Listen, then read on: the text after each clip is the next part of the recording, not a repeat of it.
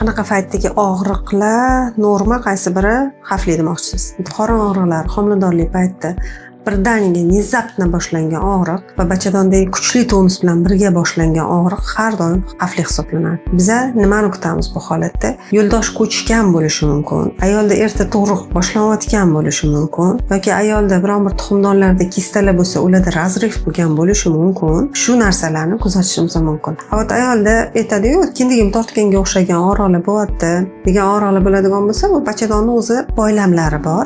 Ikkita tomonda homila ko'targan sayin bachadon tepaga olib chiqqan hisobiga ikkita tomondagi boylam pastga tortib turadi. O'sha payt tortuvchi og'riqlar bo'lib turadi. Bu normal holat hisoblanadi. Bundan qo'rqish kerak emas. Bu doimiy bo'ladi. Qo'g'i ustidagi og'riqlar, ya'ni simfizit bo'lishi mumkin. Simfizni ham ko'rish kerak. Agar simfizimiz 10 mm dan oshsa, ayolda kuchli og'riq bo'layotgan bo'lsa, simfiz sohasida o'ta kuchli og'riq bo'ladigan bo'lsa, o'sha mutaxassisga nazoratga yotishga to'g'ri keladi. Va tug'rug'i o'sha paytda mutaxassis hal qiladi. Qaysi tomondan tug'amiz, kesirib bo'lamiz, ammo o'zi tug'adimi, ginekolog hal qiladi. Sirazu borishimiz kerak bo'lgan narsa o'sha kuchli og'riq boshlanganda sirazu borishimiz kerak. Birdaniga boshlanadi. Masalan, o'tiribdilar, hammasi yaxshi, birdan boshlandi. Sirazu borish kerak.